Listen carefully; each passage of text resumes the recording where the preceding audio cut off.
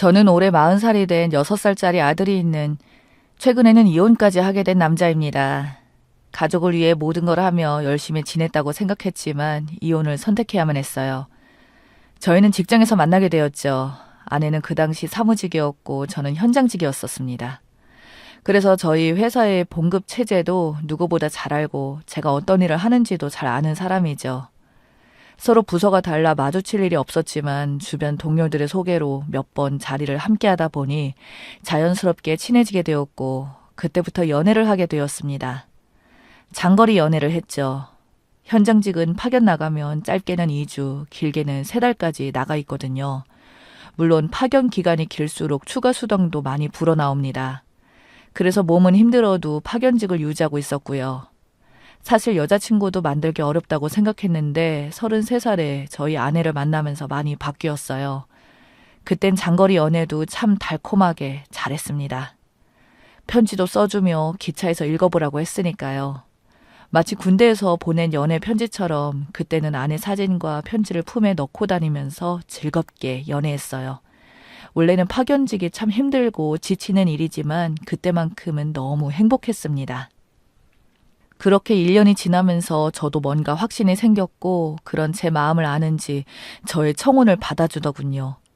그때부터 결혼 준비를 하며 또 즐겁게 보냈어요. 정말 평생 이렇게만 지낼 것 같았습니다.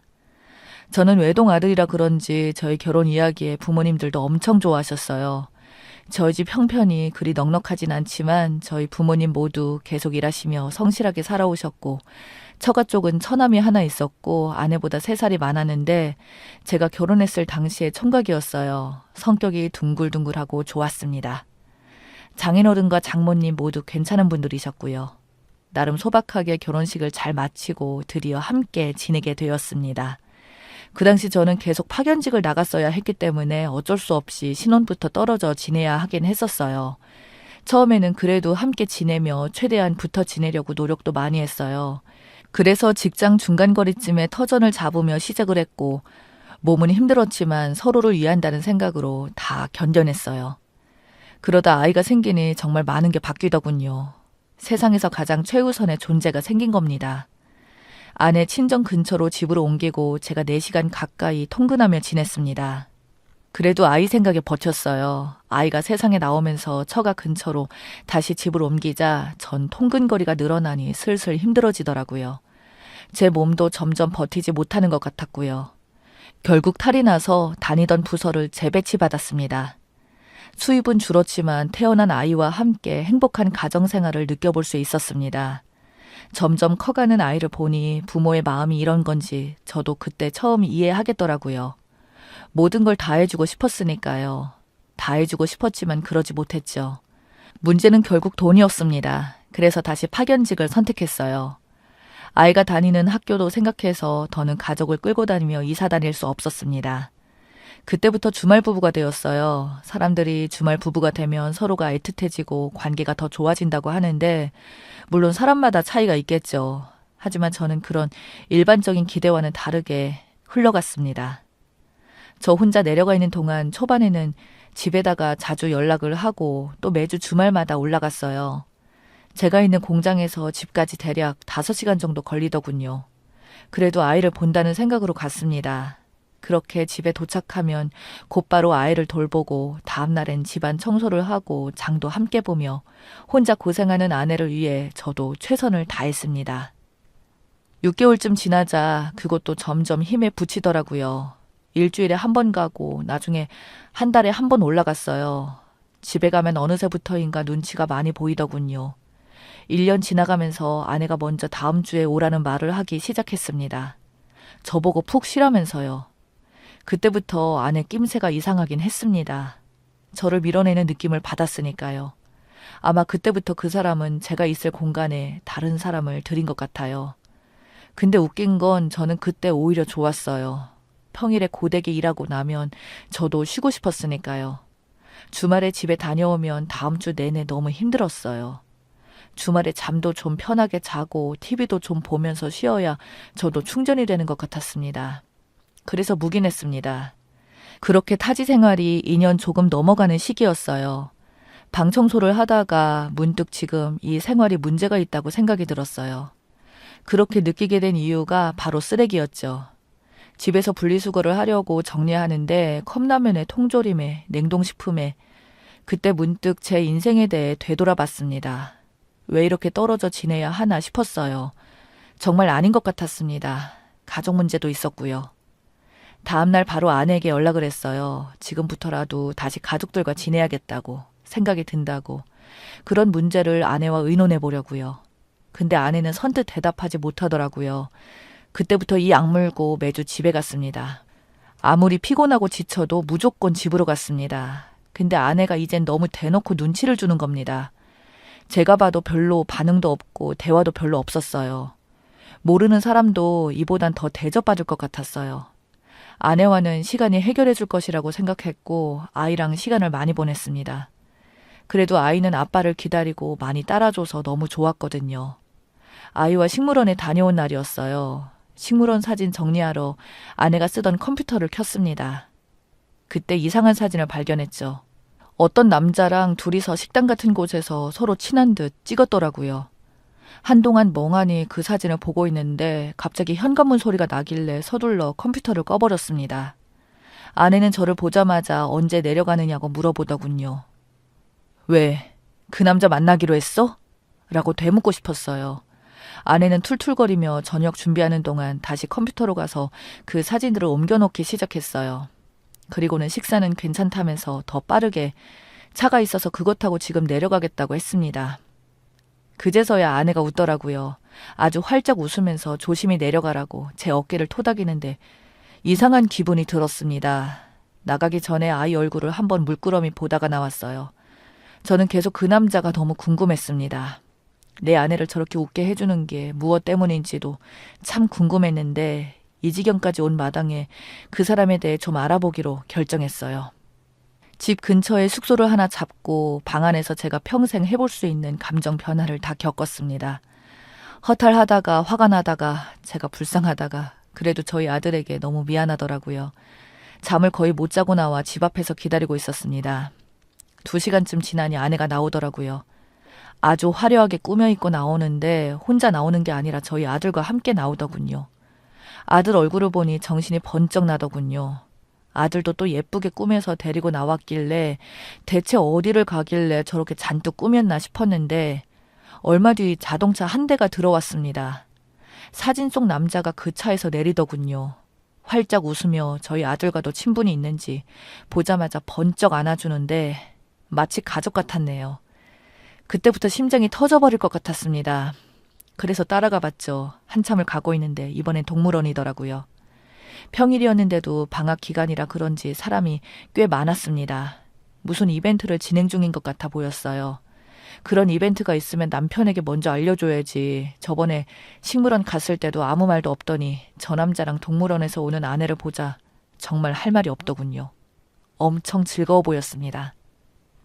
아내는 밝은 모습이었는데 아들은 주름이 늘어 있었어요.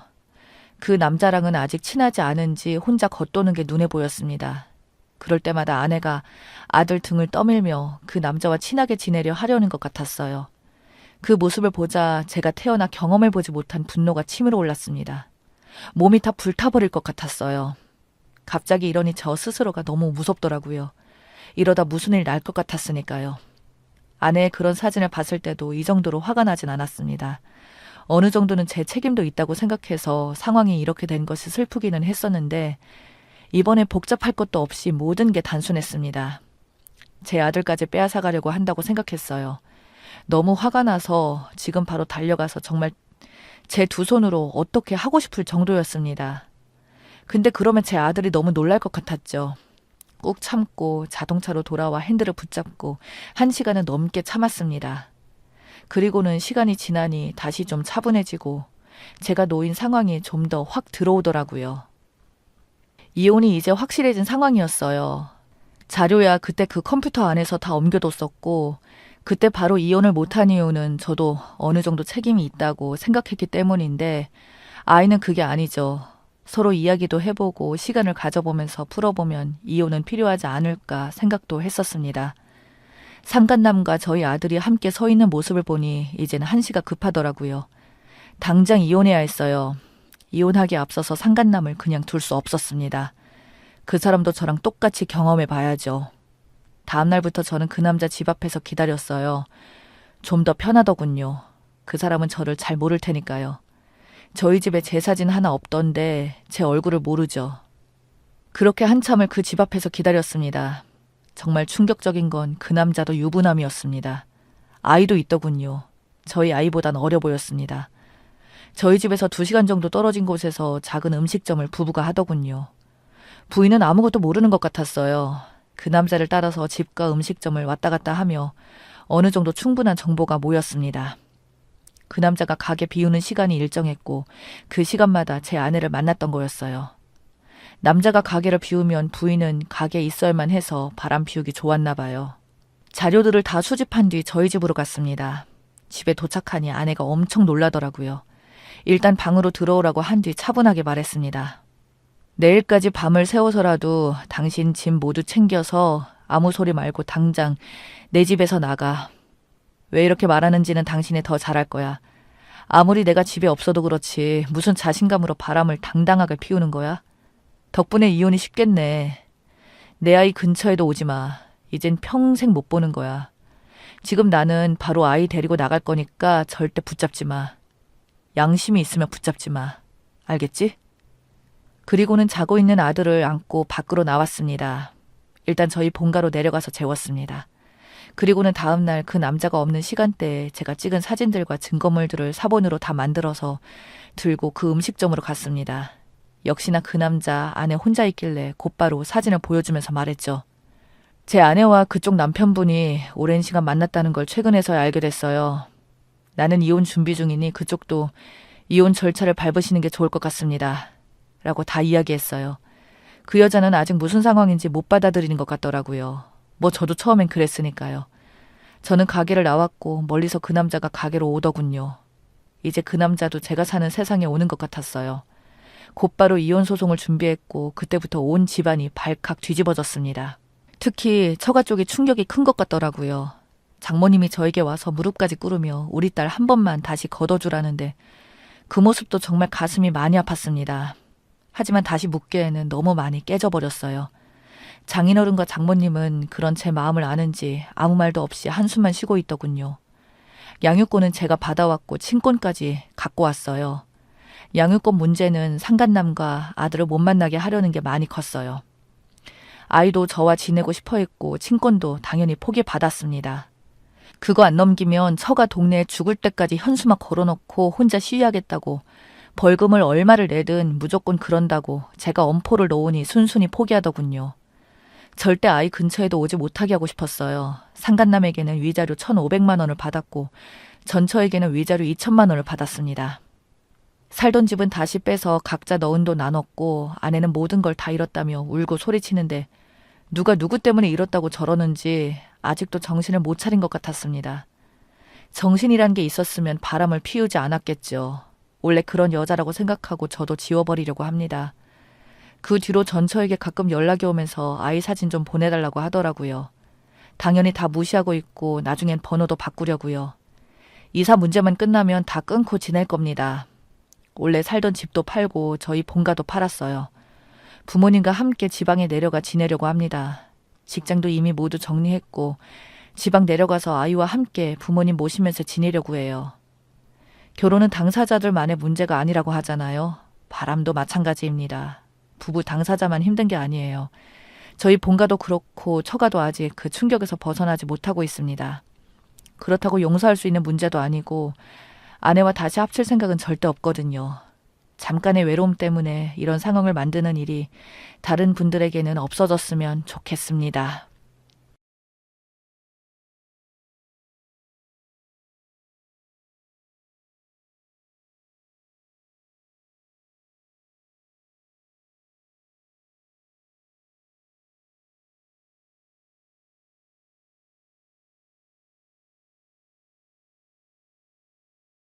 안녕하세요. 저는 결혼한 지 6년 된 여자입니다. 저에게는 동생이 3명이 있어요. 없는 형편에 딸린 동생이 3명에다가 엄마는 저희를 어릴 때 두고 재혼하셔서 연락이 끊겼고 몸이 아픈 아빠는 막노동을 하면서 저희를 키우시다가 결국 돌아가셨습니다. 그렇게 저와 동생들은 할머니 손에서 크게 되었고 저만 그런지 모르겠는데 첫째로서 동생들을 책임져야 한다는 책임감이 굉장히 강했어서 중학교 때부터 알바하며 동생들 밥을 챙기고 했던 것 같아요. 그렇게 먹고 사는데 집중하다 보니 공부는 자연스럽게 뒷전이 되었고 저는 대학에 갈 생각조차 안 하고 있었어요. 고등학교 올라가서 친구들은 국어 학원이며 수학 학원이며 별의별 학원에 다니며 성적 스트레스를 받고 있을 때 저는 오늘 저녁은 애들 밥 뭘 해줘야 하나, 전기세랑 수도세는 어떻게 내야 하나, 막내 추워서 징징댈 텐데, 보일러 틀면 돈 폭탄일 텐데 등 이런 생각을 하고 있었죠. 그래서 저는 20살이 되자마자 공장에 취업하려고 했어요. 그러다 고3 올라가고 나서 저희 은인이 된 담임 선생님께서 말씀하시더라고요. 얼마나 힘들게 살고 있을지는 알겠다만 언젠가 너도 동생들을 위한 인생이 아니라 너의 인생을 살아야 할 거다. 그러기 위해서는 아무리 공부하기 싫어도 조금이라도 공부해서 전문대라도 나와야 해. 라고 하는 겁니다. 애초에 취업할 때 조건을 대졸로 걸어서 지원조차 못하게 되는 경우가 다반사일 수도 있다고 하시면서요. 그 이야기를 듣자마자 정신이 번쩍 차려지더라고요. 그래, 나도 언젠간 나의 인생을 살아야지. 동생들 다 크면 날 위해 살아야지 생각하니까 놓았던 연필을 다시 쥐게 되었고 그렇게 공부를 조금씩 시작해서 전문대 입학하게 되었습니다. 그런데 현실은 녹록지 않았죠. 2년 만에 졸업은 했지만 그렇다고 해서 많은 돈을 벌 수 없었고 전문대 또한 고졸과 다름없는 취급을 받았습니다. 어찌저찌 취업하게 된 작은 회사에서 엄청나게 귀인인 사장님을 만나게 되었어요. 부동산 부자였던 사장님은 가게를 저에게 온전히 맡겼습니다. 사장님의 믿음에 감사함을 느끼고 정말 제 가게인 양 9시에 출근해 손님들 다 나가고 셔터 닫힐 때까지 새벽이 훌쩍 넘도록 가게를 지키고 정말 뼈가 빠져라 청소하고 해서 입소문이 났고 제가 들어오고 나서 매출이 1.5배 늘어나게 되었어요. 그때 사장님께서 새로 오픈한 스프링 골프장에 저를 이전시켜서 일을 하게 되었고 거기서 남편을 만나게 되었습니다. 남편은 손님으로 왔어요. 자주 오는 손님이었기에 제가 서비스 음식도 많이 넣어드리고 이름도 기억하니 남편은 나름 그게 호감으로 생각했나 봐요. 그래서 저에게 적극적으로 대시를 했고 저희는 사귀게 되었죠. 그때 저는 정말 어렸고 남편은 나이가 좀 있었지만 어릴 때부터 아빠를 여의고 가장 노릇을 하다 보니 저도 기대고 싶었나 봐요. 주변의 만류에도 불구하고 성급하게 결혼을 했습니다. 남편 쪽에서도 반대가 엄청났죠. 남편은 4년제 대학 나와서 사업을 하고 나름 잘 살고 있는데 갑자기 전문대 근본도 없는 여자가 결혼한다고 하니 가만히 있겠습니까? 그런데 남편이 이쁘고 어린 여자 어디서 못 만난다고 이 여자니까 나랑 사귀어주는 거라고 말하면서 나름 설득을 시켰나 봐요. 그렇게 결혼을 했지만 저의 결혼 생활은 순탄치 않았습니다. 너무나 어린 나이에 결혼해서 모든 게 힘들었어요. 특히 저를 힘들게 하는 것은 시어머니였습니다.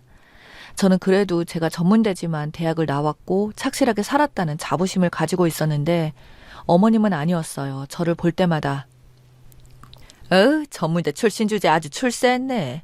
남자 잘 잡아가지고. 시대가 바뀌어서 정말 나 때만 해도 고졸 전문대들은 다 끼리끼리 결혼했어. 개무시 받으면서. 넌 운 좋은 줄 알아라. 라고 하며 은근히 저를 무시하거나 제가 가끔 남편과 대화하며 시사상식이나 신문에 나오는 사회 이슈를 말하며 나름의 생각을 말하면 어머님은 눈을 동그랗게 뜨시고는 네가 전문대 출신이라 아는 것도 없고 머리가 아주 텅텅 빈 줄 알았는데 나름 뭐 좀 되어보겠다고 머리 싸매고 시험 봤구나. 그래도 전문대학 핫바리 대학 출신인 건 좀 더 깊은 대화를 해보면 들통나는 법이다.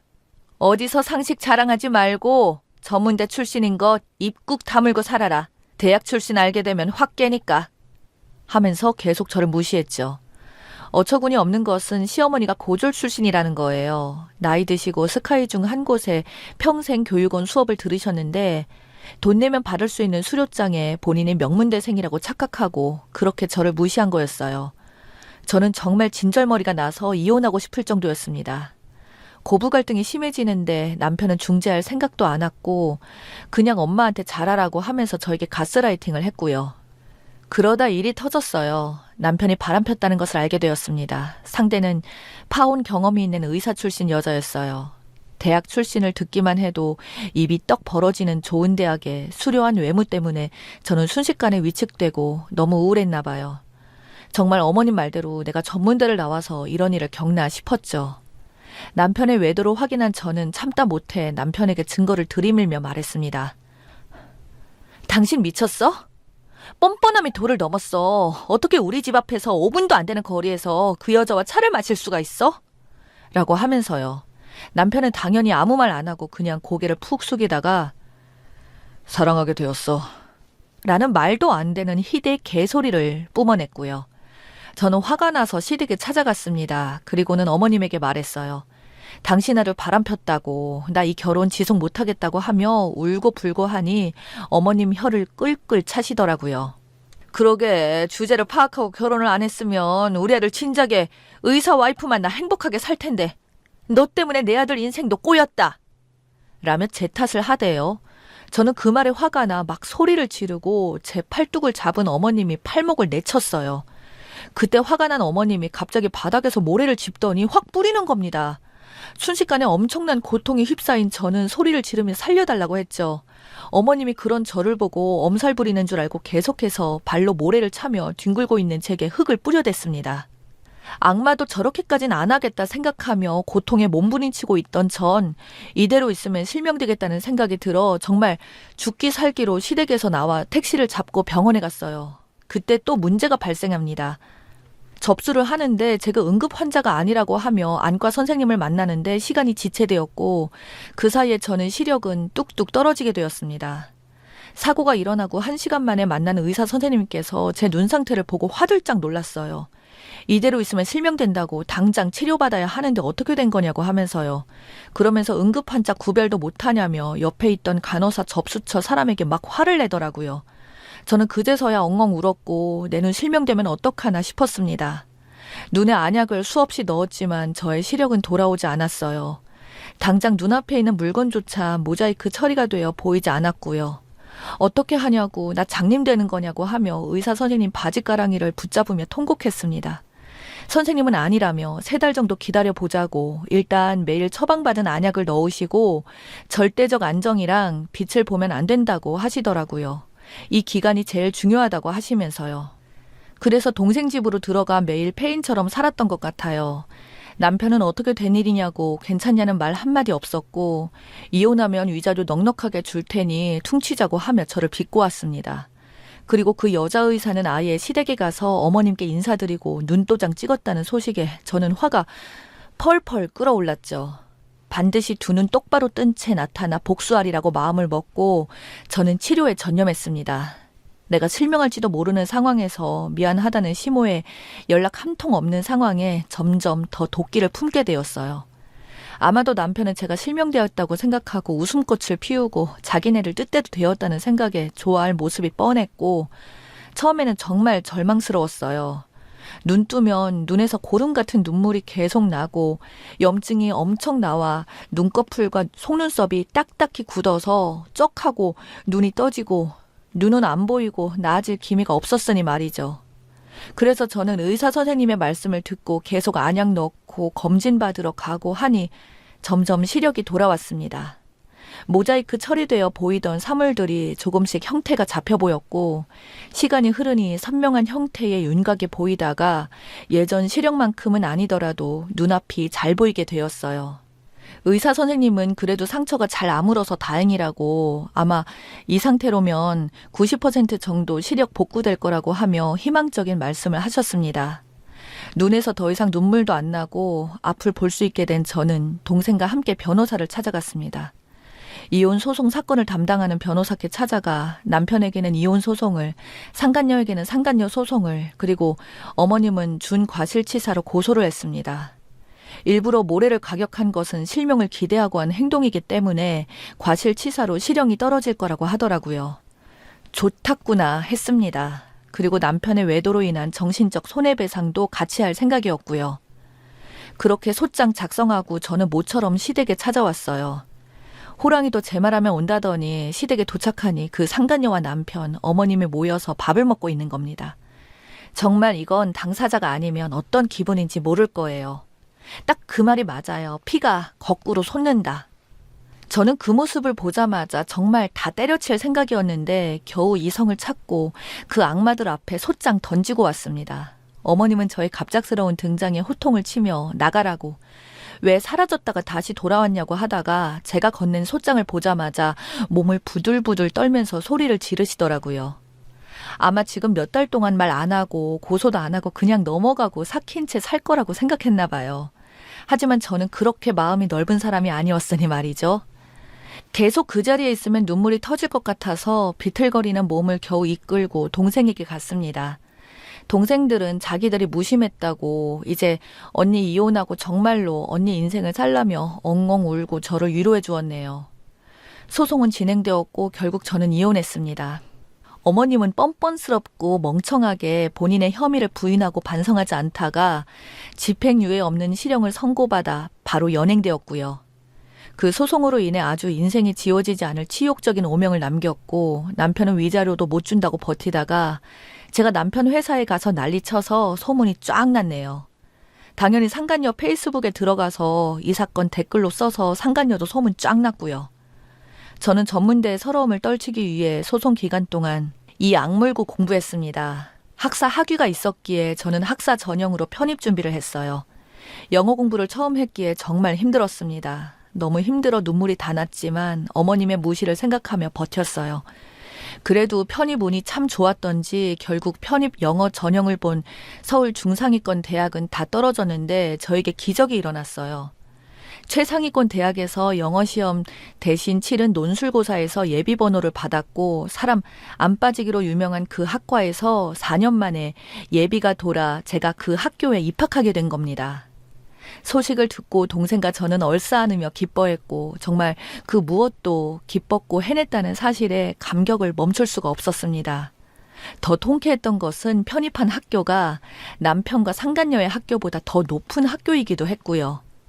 저는 마음을 먹었죠. 이제 나도 학교 생활 즐기고 제 나이에 맞게 그 나이에 할 수 있는 연애를 하며 이쁘게 살아보려고 합니다. 일밖에 모르는 동생들 챙기느라 인생을 다 써버린 저는 화장도 제대로 해본 적도 없고 남들 다 입는 원피스를 한 번도 사본 적이 없어요.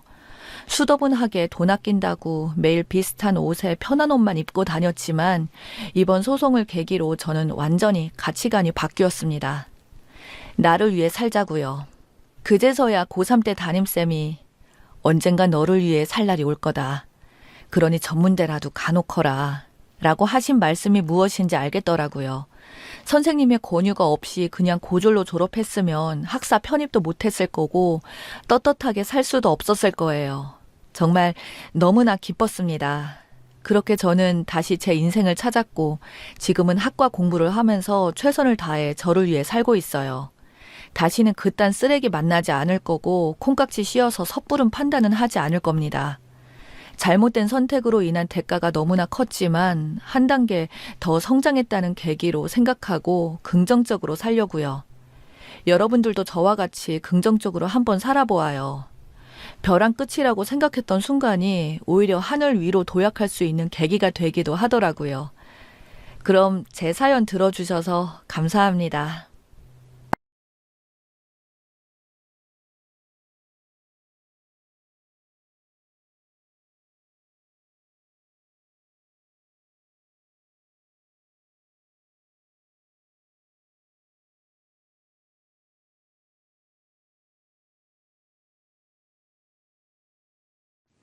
안녕하세요. 다름이 아니라 세상에 이런 일이 또 있을까 싶은 마음에 제 사연을 공유하고 싶어서 이렇게 글을 보내게 되었습니다. 저는 20대 시절 대학을 졸업하고 부산으로 내려가 전공을 살려 일을 하고 있었어요. 그곳에 제가 정말 가고 싶어 했던 기업이 있었기에 타 지역이지만 입사하게 되었습니다. 정말 월화수목금토일 일하고 일요일을 넘어 새벽이 되는 월요일까지 연속으로 일했으니 1년이 넘어갔을 때 번아웃이 오더라고요. 무기력해지고 마음이 힘들고 원래 굉장히 밝고 명랑했던 제가 회사 일에 치여 아무것도 못하니 힘들었습니다. 그때 부장님께서 제가 지친 것을 눈치챘는지 이번 연휴에 연차까지 써서 한 일주일 쉬고 오라고 하시더라고요. 그래도 제가 신입인데 프로젝트에서 큰 성과를 냈으니까 쉬고 오라고 해주신 것 같아요. 저는 연차를 내고 한 이틀 집에서 잠도 푹 자고 영화도 보면서 자유를 만끽했네요. 그런데 외향적인 제가 3일째 집에 있으니 삭신이 쑤시고 뻐근하더라고요. 서울 살던 제가 친구 한 명 없는 부산에 내려와 있으니 어디가 맛집인지도 모르고 명소인지도 모르고 사는 것도 아닌 것 같아 집에서 나와 그냥 정처 없이 동네를 막 걸었어요. 해운대도 가보고 바닷가에서 혼자 모래도 밟으면서요. 그러다 근처에 맛있는 해물 칼국수집이 있다고 하길래 찾아갔는데 보니까 폐점이 된 겁니다. 지도 보고 열심히 찾아왔는데 폐점이라니. 그냥 편의점에서 우유에 빵 사서 집 가서 먹어야겠다고 생각하며 운도 없다고 생각하며 집에 가기 위해 육교 위를 올라가고 있었습니다. 지르를 잘 모르니까 핸드폰을 보며 지도를 보며 계단 위를 올라갔는데 고개를 들어 위를 본 순간 계단에서 내려오는 한 남자가 눈이 절반 정도 잠긴 채 비틀비틀 내려오더라고요. 왠지 넘어질 것 같은데 여기서 넘어지면 계단 구르고 엄청 크게 다칠 텐데 생각하며 그 남자가 내려올 때까지 괜히 핸드폰을 보는 척 했어요. 혹시 내려오다 넘어지면 내가 잡아줘야겠다 싶은 찰나 그 남자가 정신을 잃고 계단 밑으로 넘어지려고 하는 겁니다. 저는 팔을 뻗어 넘어지려는 그 남자를 잡았고 그 남자의 무게 때문에 제가 계단에서 넘어지며 무릎이 까졌어요. 그 남자는 그때 눈을 확 뜨며 죄송합니다. 너무 죄송해요. 졸리니까 정신이 없어서 넘어질 뻔했어요. 덕분에 살았네요. 죄송합니다. 라고 말하자 저는 아니, 난 괜찮은데 계단 내려올 때부터 아슬아슬해서 지켜봤는데 길 가다가 조는 사람이 어디 있어요.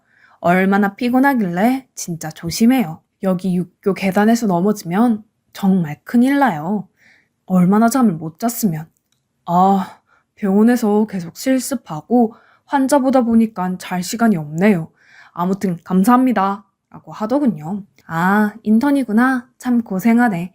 안타까운 마음이 들었고 저는 제가 먹으려고 산 편의점 빵 우유 봉지를 남자에게 건네며 이거 먹고 빨리 가서 쉬라고 한 뒤 후다닥 육교를 건넜습니다. 남자는 괜찮은데 성함이라도 알려주세요 라고 했고 저는 됐어요. 그냥 그거 먹고 맨정신으로 환자 잘 보살펴주세요 라고 한 뒤 뛰어갔습니다. 그런데 잠도 못 자고 피곤할 텐데 씻기는 하나 보네. 향수 냄새인가? 바디로션 냄새인가? 엄청 좋네. 병원에서 일하면 다들 힘들지 생각하며 집에 갔습니다. 원체 오지랖도 넓고 하니 생전 처음 본 사람한테 제 양식을 건네주었네요. 그걸 또 뿌듯하다고 저는 기분 좋아했고요. 그렇게 기분 좋은 마음으로 집에 갔고 일주일 푹 쉰 저는 회사에 출근해 다시 일을 했습니다. 그날의 기억은 까마득하게 잊어버렸지만요. 그렇게 부산에서 6년을 근무하고 서울 한 기업으로 이직한 저는 정신없이 또 워커홀릭에 빠져서 살았어요. 부산에서 살았던 기억도 희미해질 때쯤 아침에 늦게 일어난 저는 급하게 옷을 챙겨서 택시를 탔습니다. 택시를 잡은 순간 택시 안쪽에서 익숙한 향기가 나는 걸 알았어요. 향수와 바디로션을 꽤나 좋아하는 저는 이 향이 한국 제품에서 나오는 게 아니라는 걸 알았지만 왠지 익숙한 냄새가 자꾸 신경 쓰였습니다. 아, 내가 이걸 어디서 맡았지? 분명 어디서 맡은 것 같은데 누구 냄새지? 하고 머리를 굴리며 생각하는 도중 제 발에 무언가 걸리는 겁니다. 발밑에서 그 물건을 들어 올렸는데 검정색 작은 가방이더라고요. 택시 아저씨한테 보여주며 아저씨 것이냐고 물으니 아저씨는 아니라며 손님이 두고 간 듯 하다고 하더군요. 오지랖 넓은 저는 또 궁금해서 가방 지퍼를 슬쩍 내려 안에 신분증이라도 있나 확인하려는 순간 그 안에 돈다발이 있는 걸 발견했습니다. 딱 봐도 장난이 아닌 금액이었어요. 수표가 뭐 거의 수십 장이 아닌 수백 장이 넘게 들어 있었으니 말이죠. 저는 그것을 보자마자 아저씨한테 말했죠. 아저씨, 이 가방에 돈 엄청 많은데 신고해야 하는 거 아니에요? 라고 말하니 아저씨는 얼굴이 약간 상기되면서 냅두라고 하다가 내가 이거 딱 봐도 거의 억이라고 말하니 아저씨는 아가씨, 내가 신고할게. 가만히 냅둬. 라고 하는 겁니다. 그런데 뭔가 찜찜했어요. 아저씨 표정은 땡 잡았다는 표정이었고 이거 신고하지 않고 그냥 아저씨가 가질 것 같은 겁니다. 그래서 저는 그럼 그냥 저 회사 가는 길에 경찰서 있으니까 거기 들려서 바로 신고하고 가자고 말했어요. 그 말을 하자 너 회사에 늦었는데 무슨 오지랖으로 돈을 경찰서에 신고하고 가냐고 후회가 들었지만 정의와 양심 없으면 시체인 저는 회사에 30분 이상 늦을 것을 뻔히 알면서 신고를 하고 회사에 도착했죠. 당연히 회사에 도착해서 과장님한테 깨지고 눈치 보고 아침 회의도 늦어서 하루 종일 기분이 다운이었습니다. 퇴근하고 나서 맥주나 한 잔 마셔야지 하고 축 처진 어깨를 이끌고 편의점에 가려고 하는데 경찰서에서 전화가 오더라고요. 돈 주인을 찾았다고요.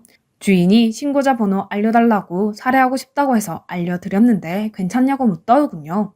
이미 알려줘놓고 허락받는 건 무슨 일인가 살해 필요 없는데 생각하며 살해 필요 없는데 일단 알겠다고 하고 전화를 끊었어요.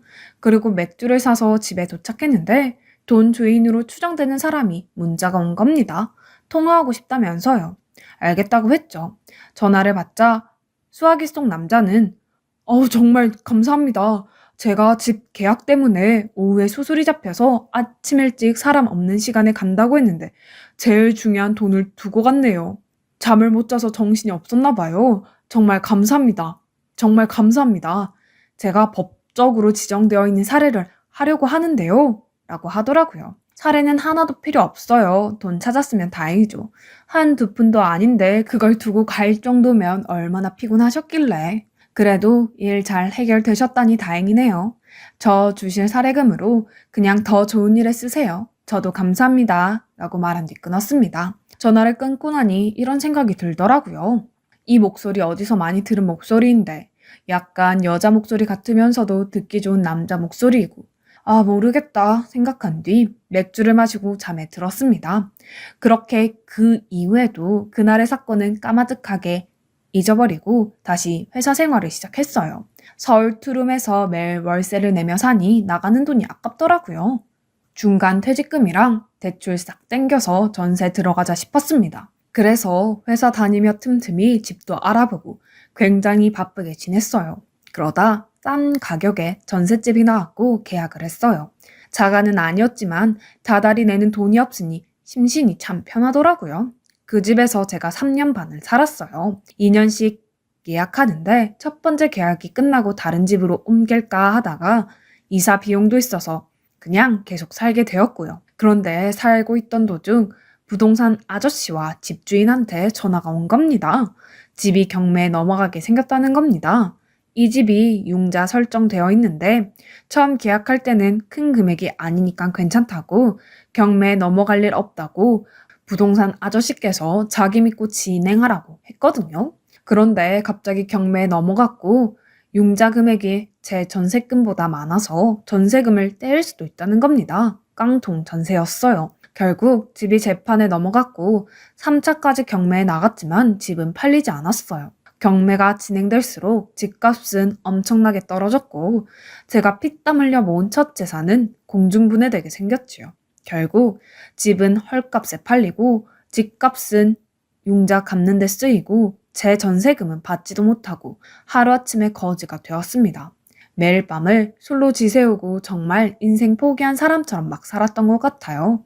활발하고 긍정적이었는데 말수도 없어지고 의기소침하고 자존감은 땅끝까지 떨어진 듯 했습니다. 그렇게 몇 개월을 보내니 56kg였던 제가 39kg가 되었어요. 그러다 보니 영양실조가 왔고 건강했던 제가 회사에서 픽 쓰러져 저도 모르게 병원에 실려가게 되었습니다. 저혈압으로 쓰러진 거였고 종합 검진을 받아야겠다는 의사의 견우에 저는 검진을 받게 되었어요. 그 과정에서 유방암이 발견되었어요. 미칠 것만 같았습니다. 결과를 듣고 병원 계단에 쭈그려 앉아 엉엉 울었어요. 내 인생은 왜 이래? 왜 나만 이렇게 비참한지? 내가 뭘 잘못했는지? 열심히 살았는데 번 돈은 휴지 조각이 됐고 몸뚱이는 망가졌고 난 왜 살지 하면서 통곡하고 있었는데 병원 비상구 계단에서 의사 가운을 입은 남자가 올라오더라고요. 창피한 나머지 일어서서 눈물을 닦고 내려가려고 하는데 순간 그 남자 눈이 마주쳤고 그때 익숙한 향기가 나는 겁니다. 머릿속을 파바박 스쳐 지나가며 10여 년 전 부산에서 그날이 기억이 났어요. 육교 계단에서 쓰러졌던 그 학생, 그때 그 남자인 겁니다. 깜짝 놀란 저는 놀란 얼굴을 가린 채 계단을 마저 내려가려고 하자 그 남자가 혹시 그 부산? 하면서 저에게 말을 걸더군요. 저는 네네 하면서 고개를 푹 숙였어요. 그때 저와 지금의 저를 비교했을 때 너무나 비참하고 자신감이 없었거든요. 남자는 제 얼굴을 통해 직감했는지 잠깐 커피 마시러 가자고 그때 너무 고마웠다고 하더라고요. 그냥 거절할까 하다가 힘들기도 하고 가슴이 너무 답답해 누구 붙잡고 울고 싶었던 때라 승낙했지요. 그렇게 병원 커피숍에 앉아 어떻게 지내냐고 남자가 묻더군요. 저야 뭐 회사 생활하고 평범하게 지냈죠. 정말 오랜만이긴 하네요. 그때 저희 둘 다 예뻤었는데 지금은 벌써 나이가 라고 하자 남자는 그러게요. 너무 반갑네요. 부산에서 만났는데 서울 병원에서 이렇게 또 만날 줄은 꿈에도 몰랐어요. 부산에서 서울로 병원 옮기고 가끔 생각이 났거든요. 부산에 있으면 한번 마주칠 텐데 하고요. 그런데 참 사람 인연이라는 게. 그런데 병원은 왜 오셨어요? 라고 하더군요. 저는 제가 유방암이래요. 깡통 전세로 돈도 다 나갔는데 제가 별의 별말 다 하죠. 미안해요. 그냥 너무 답답해서. 나 착하게 살았는데 정말 나한테만 왜 이러는지 모르겠어요. 그냥 수술 안 하고 콱 죽어버릴까 싶네요. 라고 하자 그 남자는 깜짝 놀라며 유방암이라고요? 죽기는 왜 죽어요? 수술은 수술 다 하고 보험까지 한 다음에 하는 치료니까 시간이 좀 필요할 거고 수술까지는 대부분 급여 목록이니 포기하지 마요. 무슨 말을 그렇게 해요? 당신 때문에 내가 10년 전 그날 육교에서 살았는데 그래도 그때 목숨 구해주셨으니 이번에 제가 구해드릴게요. 라고 하는데 눈물이 나더라고요. 아니 살면서 딱 한 번 본 사람이 다짜고짜 붙잡아서 엉엉 울며 돈 없다고 죽고 싶다고 신세 한탄하는데 선뜻 손을 내밀다니 고마웠죠. 그래도 아직 세상 살만하구나 싶었습니다. 엉엉 우는 저를 일으켜 세워 꽉 안아주는데 정말 그날 맡았던 그 좋은 향기가 나면서 기분이 좋아졌습니다. 그렇게 그 이후 저와 그 남자는 일주일에 3-4번 만나며 계속해서 인연을 이어나갔어요. 저 수술하고 복원할 때까지도 옆에서 의료 관련 이것저것 도움을 주고 병원 올 때마다 나와서 인사해주고 바쁜 와중에도 저한테 와서 간호사들한테 특별히 신경 써달라고 말도 해주고 참 고마웠죠. 세상에 이런 남자도 있구나 싶었습니다. 복원 수술이 끝나고 회복이 어느 정도 되어 이제 표적 치료만 남기고 있을 때 그 남자가 저에게 저녁에 잠깐 보자고 말을 하더라고요. 알겠다고 하며 저녁에 한 카페에서 만났습니다. 평소와 다르게 쭈뼛거리는 그 남자의 모습을 통해 뭔가 할 말이 있다는 것을 직감했습니다. 제가 자리에 앉자 불안한 손으로 옆에 있던 티슈를 만지작 하더라고요. 한숨을 푹 내쉬며 말을 하더군요. 다름이 아니라 저 정은 씨 좋아해요. 부산 육교에서 저를 도와줬을 때 첫눈에 반했는데 정원 씨가 이름도 안 알려주고 그렇게 가버리는 바람에 제 마음속에는 정원 씨가 정말 신그류같이 남아있었어요. 누구에게 말도 못하고 그렇게 세월이 지나고 다시는 못 만날 줄 알았는데 서울에서 만날 줄은 꿈에도 몰랐어요. 그날 이후로 잠도 안 오고 정원 씨 생각에 심장이 미친 듯이 뛰기 시작했어요. 근데 정원 씨 아프니까 아픈 사람한테 짐을 주기는 싫고 그래서 정원 씨 큰 수술 끝날 때까지 기다렸는데 더 이상은 못 기다릴 것 같아요. 저 정원 씨 좋아합니다. 아니, 사랑하고 평생을 함께하고 싶어요. 라고 말하며 제 손을 잡고 고백하는 겁니다. 갑작스러운 사랑 고백에 당황했지만 아플 때 저를 지켜준 그 남자의 모습에서 진심과 진정성이 보였기 때문에 저는 그 남자의 고백을 받았습니다. 그렇게 저희는 그날 이후로 만남을 시작했어요. 끝이 보이지 않는 터널을 걷는 저에게 한 줄기 반딧불이 되어주는 사람이었습니다. 그렇게 교제한 지 딱 100일이 되던 때 그 남자는 호텔 스위트룸을 예약했다고 거기서 기념일을 보내자고 하더라고요. 처음에는 100일이 뭐라고 했지만 그래도 평생을 함께할 사람이니까 생각하고 예쁘게 차려입고 갔지요. 처음으로 함께 호텔에 간 것도 둘만 이렇게 있는 은밀한 장소 또한 처음이었기 때문에 엄청 긴장이 되었어요. 그리고 유방암 수술을 하고 복원까지 했지만 여자로서 자신감이 많이 떨어진 상태였기 때문에 더 긴장이 되었어요. 와인잔을 부딪히며 분위기가 무르익을 때쯤 그 남자는 벨트 뒤에서 묵직한 무언가를 꺼내는 겁니다. 그리고는 제 손에 그 묵직한 것을 쥐어주며 말하더라고요. 기억나? 택시에서 돈 두고 가서 찾아준 사람이 자기한테 전화해서 살해해야겠다고 했잖아. 라고 남자가 말하자 저는 순간 온몸이 굳는 듯 했어요. 이 사람이 그걸 어떻게 알지? 그게 몇 년 전 일인데 라고 생각하자마자 그 남자, 그 사람이 나야. 그날 잃어버린 돈을 그렇게 찾고 너무 고마워 살해를 하려고 전화했었지.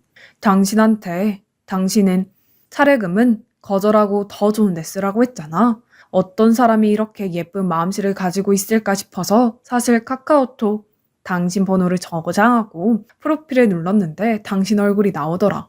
부산 육교 그때 그 여자. 깜짝 놀랐고 다시 연락할까 싶다가 그냥 바라만 보자 이루어질 수 없는 사랑이라고만 생각했는데 몇 년 뒤 병원에서 이렇게 만날 줄은 정말 몰랐고 그때 용기 내서 당신한테 커피 마시자고 한 거야. 그날 당신이 찾아둔 이 돈, 이거 이제 당신 거야. 당신 이걸로 항암 치료하고 건강하게 완치해서 나랑 평생 살자. 결혼하자. 라고 하는 겁니다. 이제야 퍼즐 맞추듯 딱딱 상황이 들어맞았어요. 그날 내가 택시에서 느낀 그 좋은 향기, 어디서도 맡아볼 수 없었던 향의 주인공은 부산 육교 그 남자의 향이었습니다. 운명 같은 만남에 펑펑 울며 어떻게 이럴 수가 있냐고 한참을 껴안고 눈물만 흘렸네요. 어떻게 이 돈을 쓰냐고 했지만 남자의 굳은 결심에 고마워하며 항암 치료비와 치료를 받을 수가 있게 되었습니다. 그렇게 운명과도 같은 사랑으로 완치에 가깝게 건강이 회복되었고 벚꽃이 피는 봄날에 저희는 결혼식을 올렸답니다. 그리고 신혼여행은 외국이 아닌 부산으로 갔어요. 처음 만남의 시작이 된 부산으로요. 전세금을 날리고 유방암까지 안 좋은 일이 겹쳐 죽으려고 했던 저에게 이 남자가 나타나 저를 살려주었네요. 너무 감사하고 앞으로 정말 베풀면서 살려고요. 이제 다시는 죽을 생각하지 않고 살려고 합니다. 감사합니다.